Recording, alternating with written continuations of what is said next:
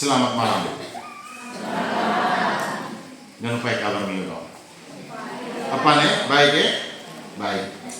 Memang hari ini itu menjadi malam yang agak lain dari sebelumnya karena kita rayakan misa untuk perayaan malam Natal.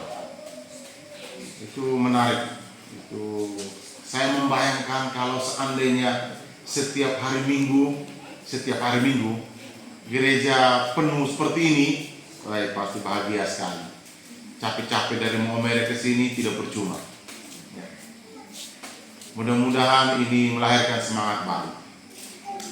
Malam ini kita rayakan malam Natal, malam kenangan akan kelahiran Yesus Sang Juru Selamat.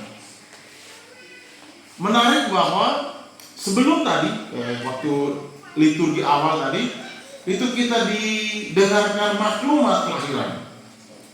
Mulai dengan kata beribu-ribu abad setelah dunia diciptakan. Selanjutnya ada kisah sejarah ketika Abraham sampai dengan kisah pembuangan dan seterusnya. Apa makna dari maklumat itu? Salah satunya adalah bahwa maklumat kelahiran itu mau menunjukkan kepada kita tentang sejarah panjang janji keselamatan yang Allah berikan sejak manusia pertama jatuh dalam dosa. Maklumat itu menunjukkan bagaimana perjalanan sejarah keselamatan itu.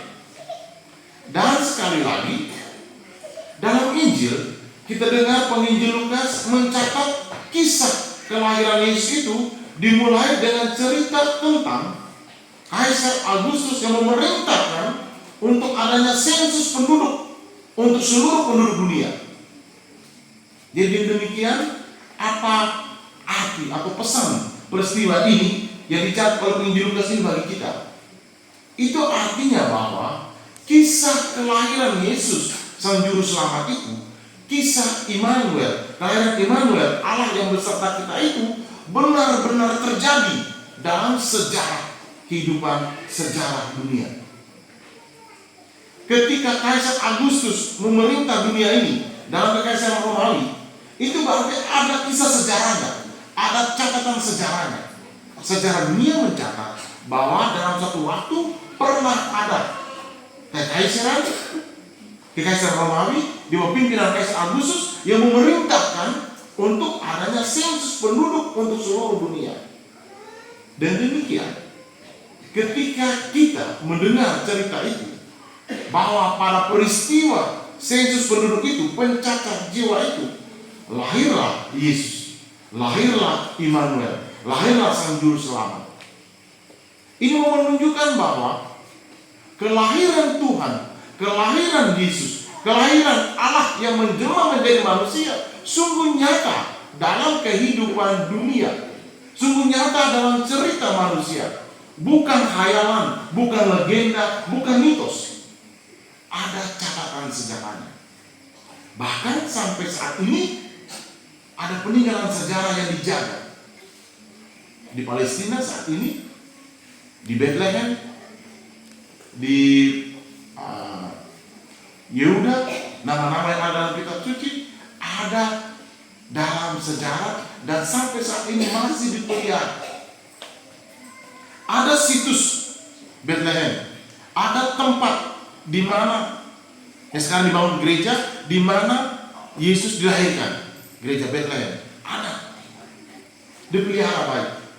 Ini mau menunjukkan kepada kita bahwa kisah kelahiran Sang Juru Selamat itu bukan khayalan, bukan legenda, bukan mitos. Ia nyata, ia konkret, ia pernah ada. Karena itu saudara dan saudari yang terkasih, membaca atau merenungkan kisah kelahiran yang ditulis oleh penginjil Lukas, pertama-tama kita mesti tahu dulu siapa ini sesungguhnya penulis Injil Lukas. Menurut para ahli kitab suci, Injil Lukas ditulis oleh seorang yang bernama Lukas, maka disebut penginjil Lukas. Lukas ini seorang dokter, seorang tabib, dan dia bukan rasul Artinya orang yang menjadi saksi mata kehidupan Yesus. Tetapi Lukas ini adalah sahabat karib, teman seperjalanan dari Rasul Paulus. Maka inspirasi Injilnya, inspirasi tulisannya berdasarkan pengalamannya dengan Rasul Paulus. Maka dia menulis Injil Lukas, kemudian Kisah Para Rasul berdasarkan pengalaman perjumpaan dengan orang-orang yang pernah menjadi saksi mata kehidupan Yesus. Seorang dokter, maka dia menulis sangat manusiawi, sangat ilmiah, tetapi dengan bahasa yang sederhana. Dan dia memulai kisahnya dengan peristiwa sejarah, peristiwa di mana Yesus lahir dalam pemerintahan Kaisar Agustus. Dan kalau dibandingkan dengan cerita sejarah, persis sama. Ada kisah di mana ketika Kekaisaran Romawi dipimpin oleh Kaisar yang namanya Agustus, pernah ada perintah untuk membuat catat jiwa, untuk membuat sensus penduduk. Dan pada saat itulah Yesus lahir.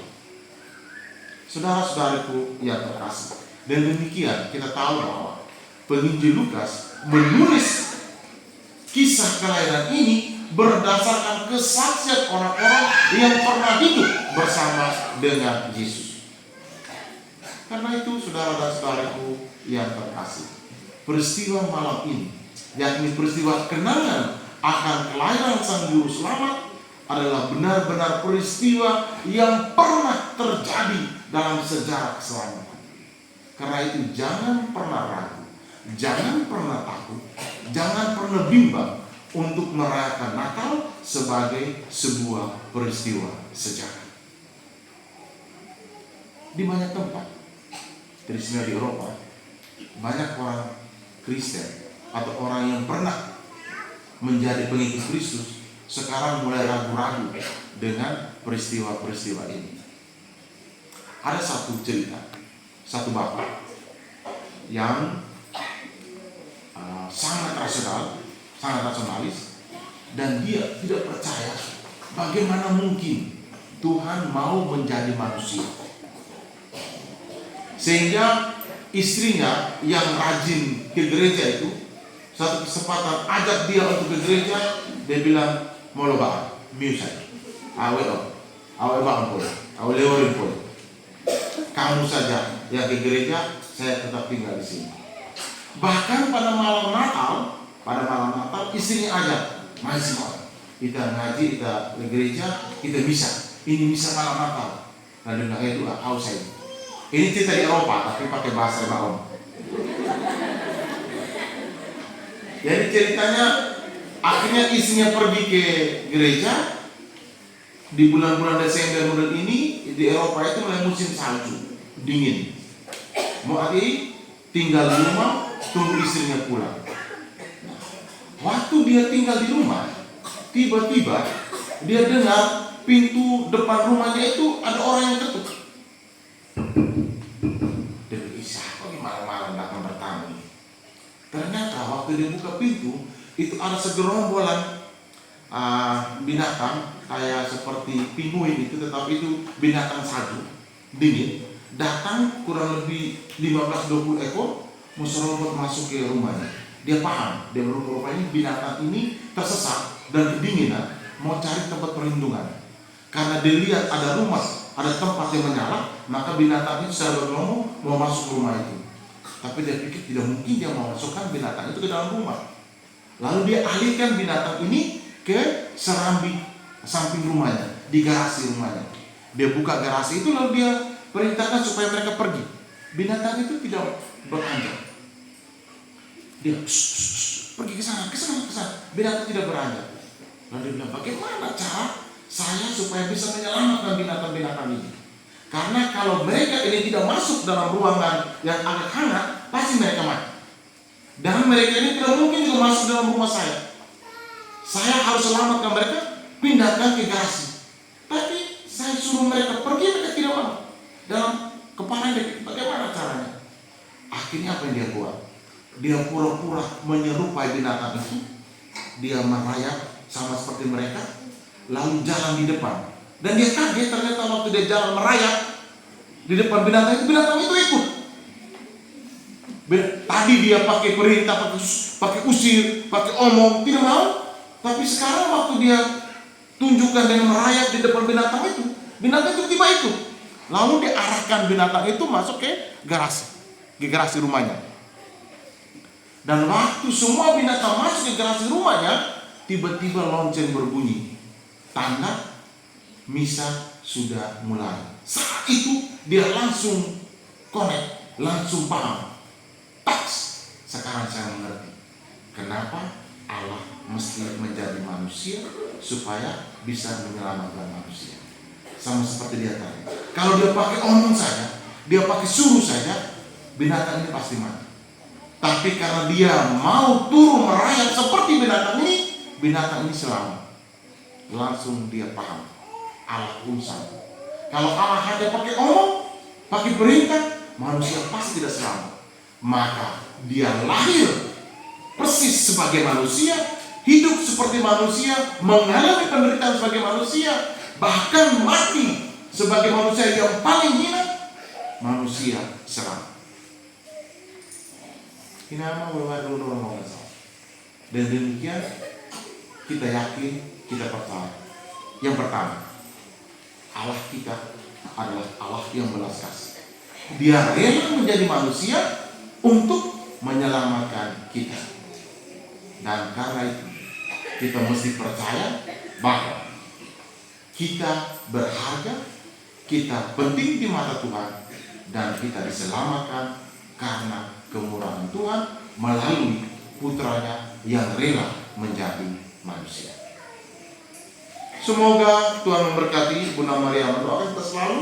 Mari kita rayakan Natal dengan penuh gembira.